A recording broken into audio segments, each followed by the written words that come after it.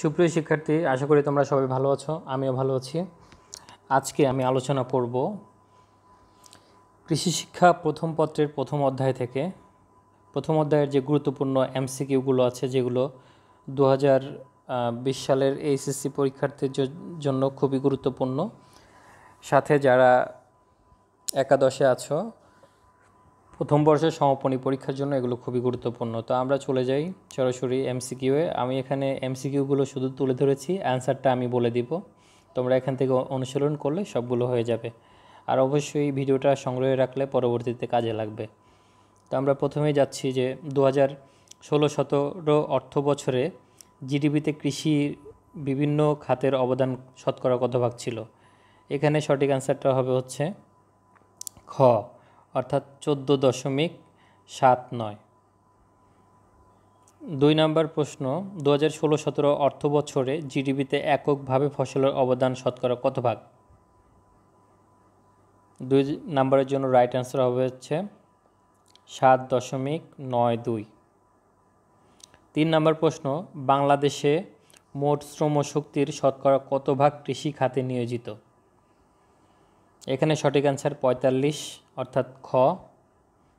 4 নম্বর প্রশ্ন, 2016-17 অর্থ বছরে দেশের রপ্তানি আয়ের শতকরা কত ভাগ মৎস্য উপখাত হতে আসে। শতকরা কত ভাগ মৎস্য উপখাত থেকে আসে। 4 নম্বরের জন্য সঠিক উত্তর হবে ক, 1.51। 5 নম্বর কোশ্চেন, এটা খুবই ইম্পর্ট্যান্ট। 2011-12 সালে কৃষিতে জিডিপি ছিল 19.29% এবং মৎস্য খাতে 4.395%। কৃষিতে মৎস্য খাতের অবদান কত? প্রশ্ন হচ্ছে এটা, মৎস্য খাতের অবদান। এখানে 4টা অপশন আছে। একটু বলে নেই জিডিপিটা কি। জিডিপি হচ্ছে গ্রস ডোমেস্টিক প্রোডাক্ট, আরেকটা হচ্ছে জিএনপি, যেটা গ্রস ন্যাশনাল প্রোডাক্ট। তো মোট জাতীয় আয়, মোট অভ্যন্তরীণ আয়। আমরা 5 নম্বরের জন্য রাইট অ্যান্সার যেটা ধরবো, কোনটা হতে পারে তোমরা গেস করো। হ্যাঁ, সঠিক অ্যান্সারটা হবে হচ্ছে 22.75%, ক। অপশনটা ক রাইট। আমরা 6 নম্বর কোশ্চেনে চলে যাই। নিচের কোনটি দানা জাতীয় ফসল। দানা জাতীয় ফসলের ব্যাপারে যদি আসি, সেক্ষেত্রে আমি দানা জাতীয় ফসলের ইংরেজিটা বলে নিই। সেটা হচ্ছে সিরিয়াল ক্রপস। দানা জাতীয় ফসলের ইংরেজি সিরিয়াল ক্রপস। এটা সকল বোর্ডে 2018 সালে আসছিল। দানা জাতীয় ফসল বলতে সেই ধরনের ফসলকে বোঝায় যেগুলো আমরা খাবারের জন্য ব্যবহার করে থাকি। তো যা হোক, এবং মাঠে ব্যাপক আকারে চাষ করা হয়ে থাকে, যেটা মাঠ ফসলের আওতায় পড়ে।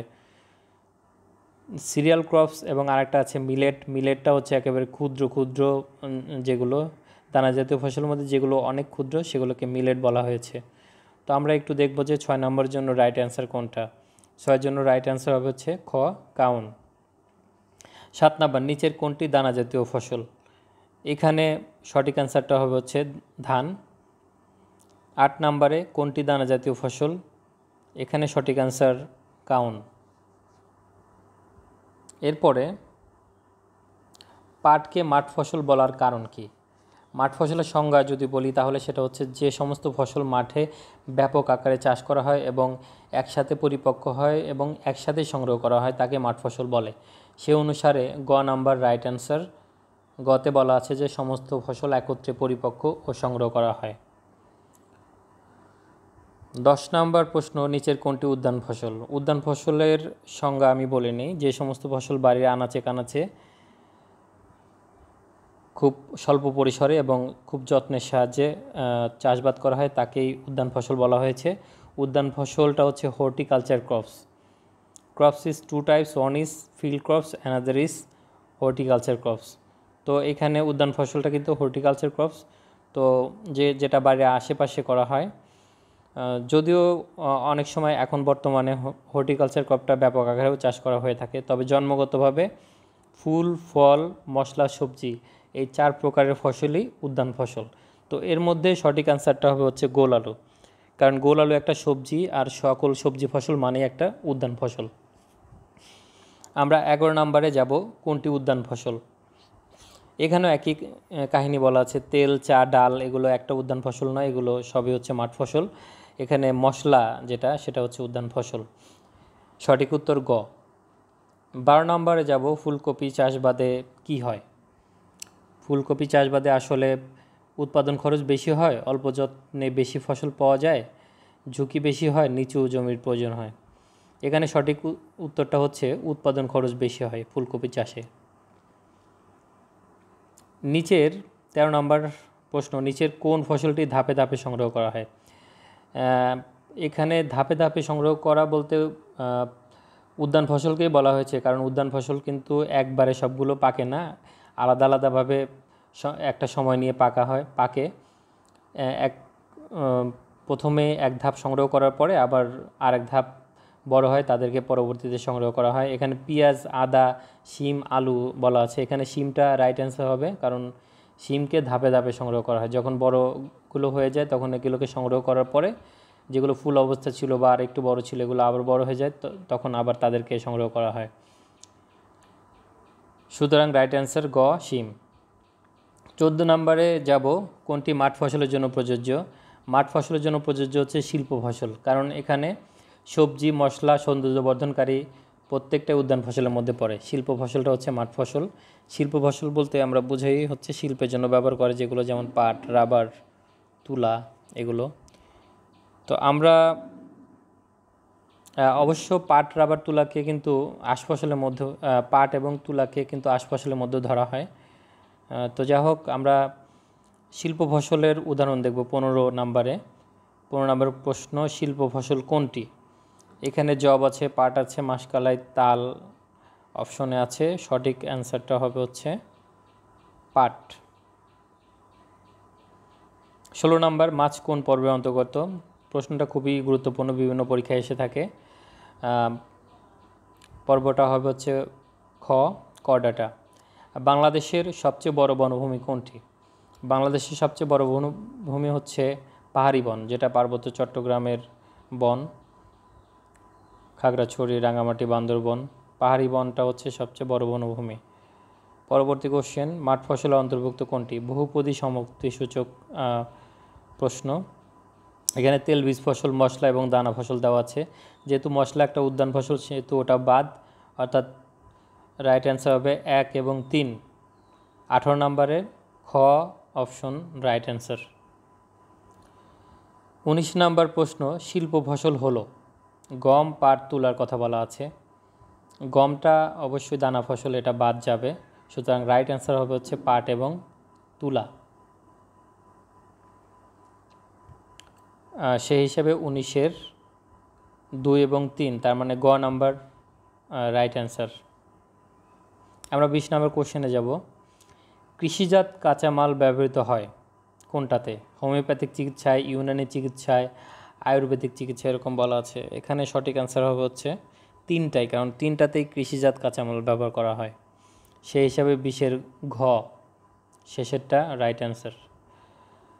21 নম্বর প্রশ্ন, আমাদের দেশে মাছের বার্ষিক চাহিদা 40.50 লক্ষ মেট্রিক টন, জনপ্রতি চাহিদা 21.90 কেজি, জনপ্রতি গ্রহণ 16.94 কেজি।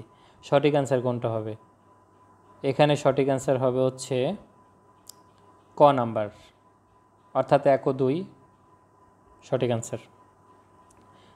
এবার একটা উদ্দীপক দেওয়া আছে কৃষির ক্ষেত্র। এখানে ফসল সম্পর্কে বলা আছে যে এখানে একটা অপশন দেওয়া আছে মাঠ ফসল, আরেকটাতে কোনো অপশন নেই। অবশ্য আমরা জানি যে ক্রপস ইজ 2 কাইন্ডস, আমি আগেও বলেছি, one is field crops, another is horticulture crop, অর্থাৎ মাঠ ফসল এবং উদ্যান ফসল। এখানে মাঠ ফসল যেহেতু দেওয়া আছে, তার মানে হট চিহ্নিত ইন্টারগেশন, অর্থাৎ প্রশ্নবোধক চিহ্ন যেখানে দেওয়া আছে, এইটা হবে হচ্ছে উদ্যান ফসল। তো 22 নম্বর প্রশ্নে বলা আছে উদ্দীপকে প্রশ্নবোধক চিহ্ন দ্বারা কোন ফসলকে বোঝানো হয়েছে? এখানে সঠিক অ্যান্সার কোনটা হতে পারে? অবশ্যই তুলা কিন্তু উদ্যান ফসল নয়, আখও উদ্যান ফসল নয়, পাটও উদ্যান ফসল নয়, বেগুন যেটা সবজি জাতীয় এটাই উদ্যান ফসল। সুতরাং গ নাম্বার রাইট অ্যান্সার 22-এর ক্ষেত্রে। আমরা 23 নম্বর প্রশ্নে চলে যাব। 23-এ বলা আছে যে উদ্দীপকে উল্লিখিত ফসলটির বৈশিষ্ট্য। এখানে উদ্দীপকটা দেখে নিই। উদ্দীপকে উল্লিখিত ফসল হচ্ছে মাঠ ফসল। তো মাঠ ফসলের বৈশিষ্ট্য কী? ধাপে ধাপে সংগ্রহ করা হয় না, কিন্তু একত্রে সংগ্রহ করা হয়, একত্রে পাকে সবগুলোর একত্রে পরিচর্যা করা হয় এবং ব্যাপক আকারে চাষ করা হয়।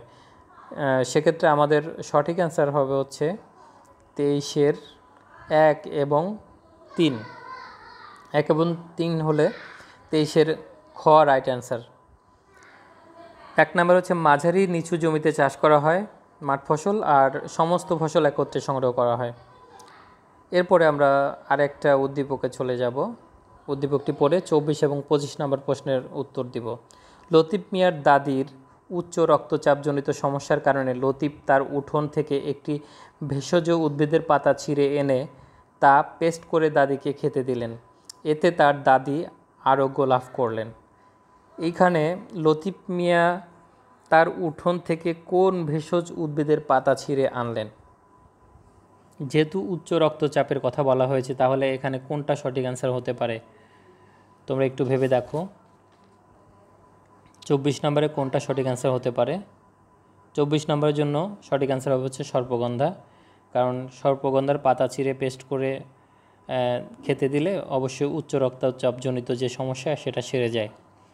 সর্পগন্ধা রাইট অ্যান্সার। এরপরে 25 নম্বর, লতিফ মিয়ার ভেষজ উদ্ভিদটি ব্যবহৃত হয় কোন চিকিৎসায়? 3টা অপশন আছে এখানে। 25-এর জন্য সঠিক অ্যান্সার হবে খ, যেখানে 1 এবং 3-এর কথা বলা আছে, হোমিওপ্যাথিক চিকিৎসায়, আর একটা হচ্ছে আয়ুর্বেদিক চিকিৎসায়। 26 নম্বর প্রশ্ন, নিচের কোন প্রতিষ্ঠান কৃষক সভার আয়োজন করে থাকে? এখানে 4টা অপশন আছে।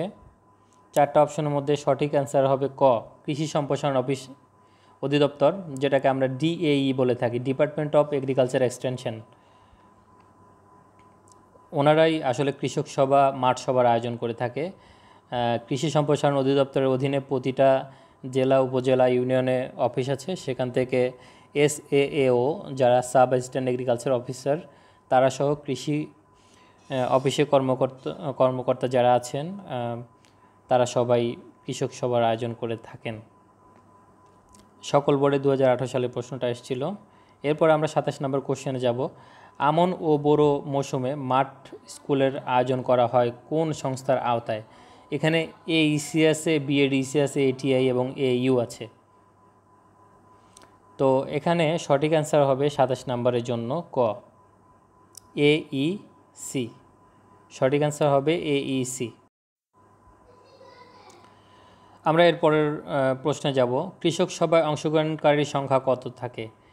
একটা কৃষক সভায় আসলে কৃষক সভাটা কিন্তু বড়, উঠোন বৈঠক এবং আরেকটা কৃষক সভা আছে। উঠোন বৈঠকের চেয়ে কৃষক সভা বড়, সেক্ষেত্রে এখানে 50 থেকে 60 জন থাকে। সেক্ষেত্রে রাইট অ্যান্সার হবে হচ্ছে খ, 50 থেকে 60 জন। স্থানীয় তথ্যভাণ্ডার বলা হয় কাকে? আমরা এটা জানি যে অভিজ্ঞ কৃষককে স্থানীয় তথ্যভাণ্ডার বলা হয়। সেক্ষেত্রে রাইট অ্যান্সার হবে হচ্ছে অভিজ্ঞ কৃষক, খ। 30 নম্বর প্রশ্ন, উঠোন বৈঠকের উদ্দেশ্য হলো কৃষককে কি করা? উঠোন বৈঠকের যে উদ্দেশ্য, এখানে 4টা অপশন আছে। 4টা অপশনের সঠিক অ্যান্সার হবে কৃষি প্রযুক্তি হস্তান্তর। আসলে আমাদের যারা কৃষক আছে তারা বর্তমান টেকনোলজি সম্পর্কে অনেকটাই জানে না। সেক্ষেত্রে তাদেরকে এই টেকনোলজি সম্পর্কে ধারণা দেওয়ার জন্য কৃষক সভার উঠোন বৈঠকের আয়োজন করা হয়ে থাকে, এবং এটার উদ্দেশ্যটাই থাকে টেকনোলজি হস্তান্তর, প্রযুক্তি হস্তান্তর। তো আমরা 31 নম্বর প্রশ্নে চলে যাব। বাংলাদেশ কৃষি বিশ্ববিদ্যালয় কত সালে প্রতিষ্ঠিত হয়? যেটা BAU বলি আমরা, বাংলাদেশ এগ্রিকালচার ইউনিভার্সিটি, ময়মনসিংহ অবস্থিত, ব্রহ্মপুত্র নদের তীরে। তো এটা সকল বোর্ডে 2019 সালে এসেছিল। তো রাইট অ্যান্সার কোনটা হবে? রাইট অ্যান্সার হবে হচ্ছে খ, 1961 সালে প্রতিষ্ঠিত হয়েছিল। এরপরে বাংলাদেশ শেখ মুজিবুর রহমান কৃষি বিশ্ববিদ্যালয় প্রতিষ্ঠিত হয় কত সালে? বাশেমুর কৃবি যেটা বলা হয়, বাংলাদেশ বঙ্গবন্ধু শেখ মুজিবুর রহমান কৃষি বিশ্ববিদ্যালয়, এটার জন্য 32-এর রাইট অ্যান্সার হবে হচ্ছে 1998 সাল।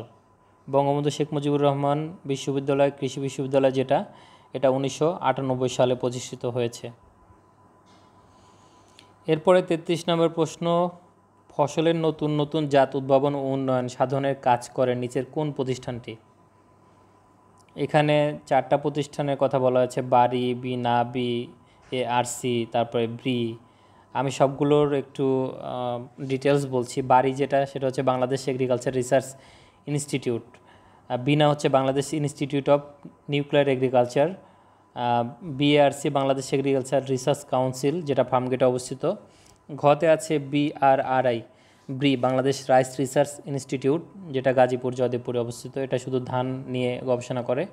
তো 33 নাম্বারের জন্য সঠিক অ্যান্সার হবে হচ্ছে ক, বারি। বাড়িতে অনেক কিছু নিয়ে গবেষণা করা হয়, বিভিন্ন ফসলের জাত নিয়ে গবেষণা করা হয়। 34 নম্বর প্রশ্ন, বারি এর প্রধান কার্যালয় কোথায়? কিছুক্ষণ আগে বলেছি, বারি এর প্রধান কার্যালয় হচ্ছে জয়দেবপুর, গাজীপুর। ক হচ্ছে সঠিক অ্যান্সার। 35 নম্বর প্রশ্ন, বাংলাদেশ ধান গবেষণা ইনস্টিটিউটের প্রতিষ্ঠা কাল কোনটি? অর্থাৎ যেটা আমি ব্রি বলেছি, বাংলাদেশ রাইস রিসার্চ ইনস্টিটিউট, এটার প্রতিষ্ঠাকাল হচ্ছে কত সাল হতে পারে? অবশ্যই এটা 1970 সাল। প্রতিষ্ঠাকাল হচ্ছে 1970, সেক্ষেত্রে গ সঠিক অ্যান্সার। 36 নম্বর হচ্ছে, ভেটেরিনারি ট্রেনিং ইনস্টিটিউট কোন জেলায় অবস্থিত? ভেটেরিনারি ট্রেনিং ইনস্টিটিউট, সংক্ষেপে VTI বলা হয়। এই VTI হচ্ছে বাংলাদেশের 4টা জেলা আছে, কোনটা হতে পারে? হ্যাঁ, 36 নম্বরের ময়মনসিংহ, অর্থাৎ গ হচ্ছে রাইট অ্যান্সার। এরপরে আমরা 37-এ চলে যাই। কৃষি তথ্য সার্ভিসের সদর দপ্তর কোথায় অবস্থিত? কৃষি তথ্য সার্ভিস হচ্ছে কৃষি সম্প্রসারণ অধিদপ্তরের একটা শাখা। তো কৃষি সম্প্রসারণ অফিস কিন্তু খামারবাড়ি, ফার্মগেটে। সুতরাং সেই হিসাবে 37 নম্বর প্রশ্নের উত্তর হবে হচ্ছে খামারবাড়ি, ঘ রাইট অ্যান্সার। 38 নম্বর প্রশ্ন, কৃষি তথ্য সংস্থার আত্মপ্রকাশ করে কত সালে? কৃষি তথ্য সংস্থা আত্মপ্রকাশ করে কত সালে? 38-এর জন্য সঠিক অ্যান্সার হচ্ছে গ 1961 সালে। কম্পিউটারের পরস্পর সংযুক্তির মাধ্যমে বিশ্বব্যাপী নেটওয়ার্ককে কি বলে? 39 নম্বর খুবই ইম্পর্ট্যান্ট। 39 নম্বরের জন্য সঠিক অ্যান্সার হবে হচ্ছে ইন্টারনেট, অর্থাৎ গ। 40 নম্বর, নিচের কোনটি একটি সমৃদ্ধ কৃষি বিষয়ক ওয়েবসাইট, যেখানে গেলে কৃষির সমস্ত কিছুই জানা যাবে? এখানে 40 নম্বরের জন্য সঠিক অ্যান্সারটা হবে হচ্ছে ক। এখানে www.ais.gov.bd, এখানে মেইন অ্যাড্রেসটা হচ্ছে হোস্ট, যেটা হচ্ছে AIS। এর ফুল মিনিং হচ্ছে এগ্রিকালচার ইনফরমেশন সার্ভিস। এটাই একটা কৃষি সমৃদ্ধশালী ওয়েবসাইট। 41 নম্বর প্রশ্ন হচ্ছে, কৃষক মাঠ স্কুলে কি হয়? 50 জন কৃষক কিষানীকে প্রশিক্ষণ দেওয়া হয়, 20টি অধিবেশনে হাতে কলমে শেখানো হয়, নাকি 4 জন প্রশিক্ষক প্রশিক্ষণ দেন? 41 নম্বরের জন্য সঠিক অ্যান্সার হবে ক, অর্থাৎ 1 এবং 2। 50 জন কৃষক কিষানীকে প্রশিক্ষণ দেওয়া হয় এবং 20টি অধিবেশনে হাতে কলমে শেখানো হয়। পরবর্তী কোশ্চেনে যাই, 42 নম্বরে। আমি একটু বড় করে নিচ্ছি। কৃষি গবেষণা প্রতিষ্ঠানের কার্যাবলী। এখানে মৃত্তিকার উর্বরতা রক্ষা উন্নয়ন আছে, ফসলে বালাই প্রতিকার সংক্রান্ত গবেষণা, ফসলের জাত উদ্ভাবন ও উন্নয়ন। এখানে সঠিক অ্যান্সার কোনটা হতে পারে? 42-এ সঠিক অ্যান্সার হবে হচ্ছে ঘ, অর্থাৎ শেষেরটা 1, 2, 3 তিনটাই সঠিক। 43-এ দেওয়া আছে কৃষি সম্প্রসারণ প্রতিষ্ঠানের কাজ কি? এখানে সঠিক অ্যান্সারটা গ। গতে দেওয়া আছে 2 এবং 3, তার মানে কৃষকদের চাহিদা, সম্পদ ও সামর্থ্য অনুযায়ী সর্বোচ্চ উৎপাদন সহায়তা করা। আরেকটা হচ্ছে কৃষকদের নিকট গবেষণার সর্বশেষ ফলাফল পৌঁছে দেওয়া। এটা হচ্ছে কৃষি সম্প্রসারণ প্রতিষ্ঠান বা DAE এর কাজ। 44 নম্বর প্রশ্ন এবং 45 নম্বর প্রশ্ন অ্যান্সার করতে হবে একটা উদ্দীপক পড়ে। তো উদ্দীপকটা আমি পড়ছি। আরমান HSC পাশ করার পর কৃষি বিশ্ববিদ্যালয়ে ভর্তি হলো। সে পরে জানতে পারল যে তার বিশ্ববিদ্যালয় 1961 সালে প্রতিষ্ঠিত হয়েছে। এখানে 44 নম্বর প্রশ্ন, আরমান কোন বিশ্ববিদ্যালয়ে ভর্তি হয়েছে? প্রত্যেকটা বিশ্ববিদ্যালয়ের নাম সংক্ষেপে দেওয়া আছে, শেকৃবি, বাকৃবি, চকৃবি, বাসেমুরকৃবি। এখানে শেকৃবি হচ্ছে শেরেবাংলা কৃষি বিশ্ববিদ্যালয়, বাকৃবি হচ্ছে বাংলাদেশ কৃষি বিশ্ববিদ্যালয়,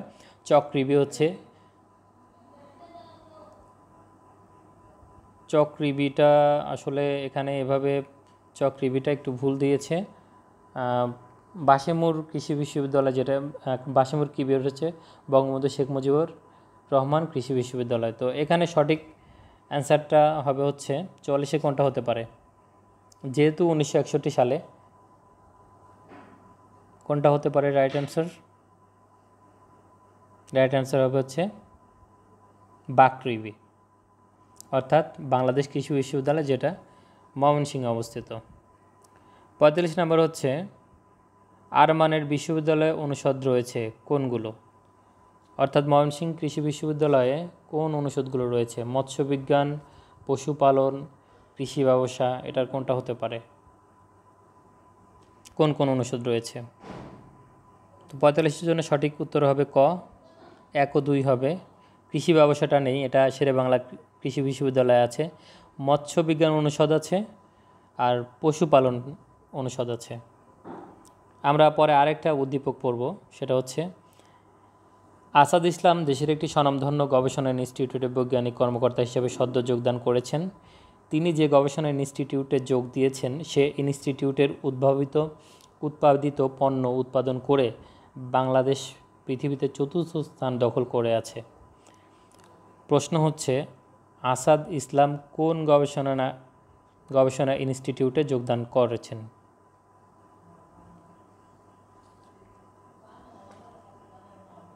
কোনটা সঠিক অ্যান্সার হতে পারে? ধান গবেষণা ইনস্টিটিউট, অর্থাৎ গ।